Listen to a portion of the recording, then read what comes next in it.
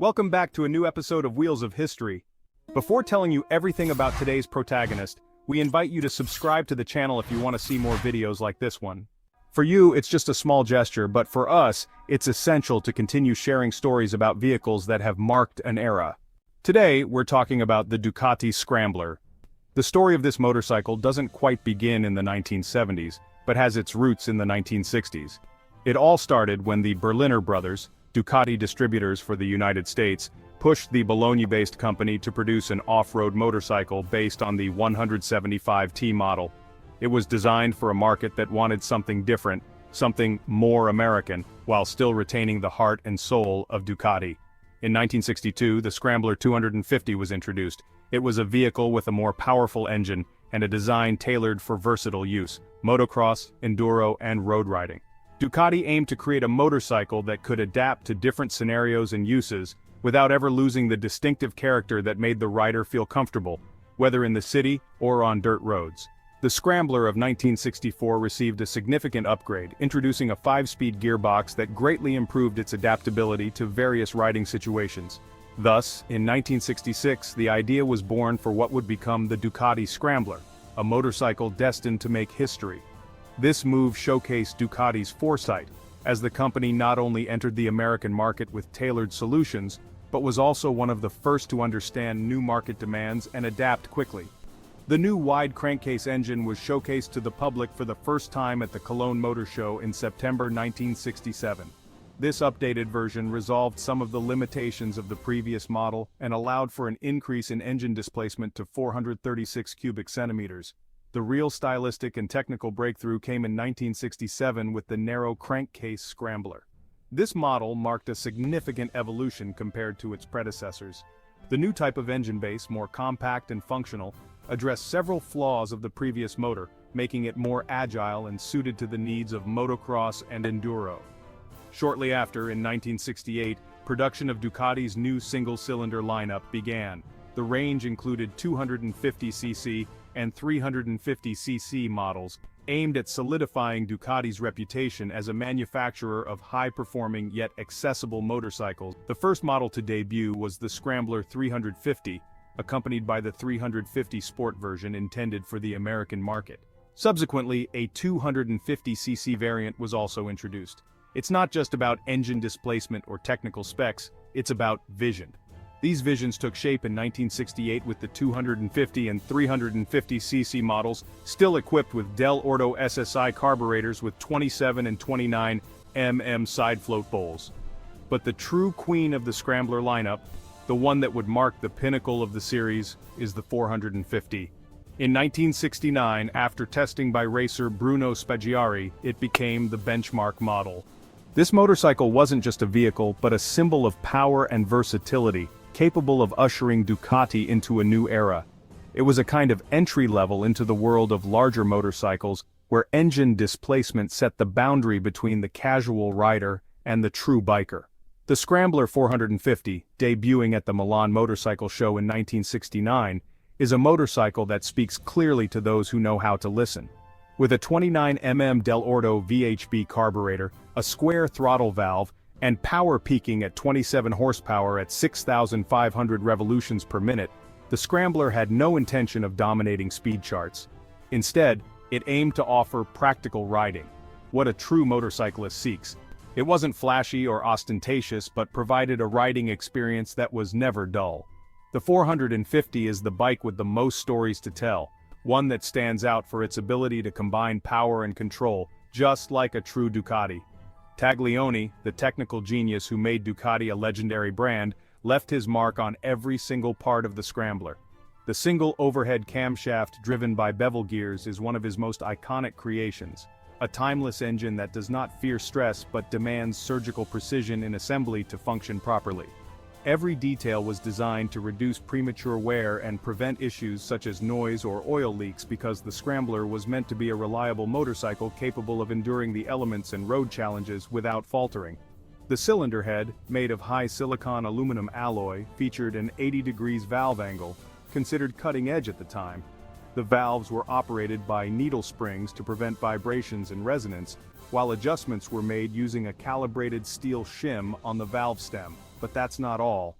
The 450cc models also adopted a rocker arm system with threaded adjusters, simplifying maintenance and increasing long-term reliability. During 1969, the wide crankcase engine of the Scrambler was further refined, reaching a displacement of 436 cubic centimeters, thanks to a new crankcase and cylinder head design.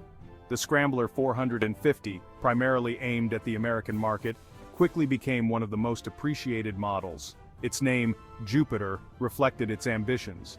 Despite its modest power output of 27 horsepower at 6,500 revolutions per minute, the Jupiter embodied practicality and ease of riding, distinctive features that contributed to its success. The Scrambler 250 and 350 were also equipped with Dell'Orto VHB carburetors, measuring 25 mm and 29 mm respectively. Many of the 350 models and all the 450s came with a decompressor, a clever addition that made starting the engine easier, especially in challenging situations. Technical details were not overlooked. The steel camshaft, case-hardened and supported by bearings, was lubricated via an oil bath system. This was just one of the elements showcasing the engineering excellence behind the Scrambler. The aluminum alloy cylinder with a special cast iron liner could undergo up to 4 rebores and varied by displacement. 8 fins for the 250, 9 for the 350, and 10 for the 450. The piston, made of high silicon aluminum alloy, was hot forged, a costlier choice that ensured superior durability. The fuel tank design varied depending on the model. In the early 1968 versions, the tank resembled the lines of the narrow crankcase Scrambler and came with a Giuliari-branded seat. A few months later, the lineup was completely revamped with a new 11-liter tank design featuring elegant chrome side panels. Such attention to detail was uncommon in the motorcycling world of that era, but clearly reflected Ducati's intent to offer a unique and distinctive style, even in practical features. The Ducati single-cylinder engine continued to evolve relentlessly. The heart of the Scrambler was the bevel gear-driven single overhead camshaft, a technical solution that demanded meticulous assembly to reduce wear and minimize the risk of oil seepage, issues that were always lurking in components subjected to high pressures and friction. The bevel gears, featuring helical teeth according to the Gleason system, ensured smoother performance and reduced noise levels. In 1970, a 125cc version was introduced. However, its time on the market was short-lived, as it could not compete with its larger siblings. Some 125 models with narrow crankcases were also produced, mainly for the Spanish market by Mototrans. These models represented an additional effort to keep the Scrambler lineup versatile and attractive to an increasingly broad customer base. That same year marked the introduction of short exhaust pipes for the American market models, while 1971 saw the arrival of a new standard tachometer and the characteristic cigar-shaped muffler. In 1973, new Barani alloy wheels were adopted for the 350 and 450 models, along with a new Marzocchi fork and a 4-shoe Grimeca front brake. The Scrambler is a motorcycle that evolves while always preserving its unique identity, characterized by simplicity and functionality, without ever losing the character that made it an icon. Its wet sump lubrication system, cascade gearbox and multi-plate clutch are just some of the distinctive features that tell the story of a bike designed for those who truly live motorcycles, not for those who simply want to show them off. In 1972, a CEV rear light was introduced, becoming a distinctive element similar to that of the Mark III, along with a more compact and functional instrument cluster. By 1973, the 450 version shared many components with the Mark III 450, including the Marzocchi fork, the Grimeca front drum brake, and Barani spoked wheels. During this period, updates were continuous, but technical quality and reliability remained the guiding stars of Ducati's production. In March 1973, Ducati or Motoplat electronic ignition was adopted across all 3 Scrambler versions. Already in the latter months of 1972, some units had benefited from the capacitor discharge ignition system developed through a collaboration between Ducati Meccanica and Ducati Elettrotecnica. This system, previously used in the 2-stroke engines produced by the Bologna-based company, relied on a flywheel alternator with a coil that generated current for ignition. The current was stabilized by a diode and used to charge a capacitor, which then released a high-voltage discharge to power the spark plug. The system's independence from the battery allowed the engine to start, even if the battery was completely discharged. Despite its promising features, only 496 units of the Scrambler 450 were produced in 1973, influenced by a changing historical landscape, even though its career was destined to last longer. In 1974, production of the 250 models was delegated to Mototrans in Spain, which made modifications such as using AML carburetors and telesco forks. Yet, the soul of the Scrambler remained the same as it had been since its inception. Production of the 450 continued until 1978, with over 50,000 motorcycles produced over 8 years. The final unit rolled out of the Borgo Panigale plant that year, marking the end of a glorious era.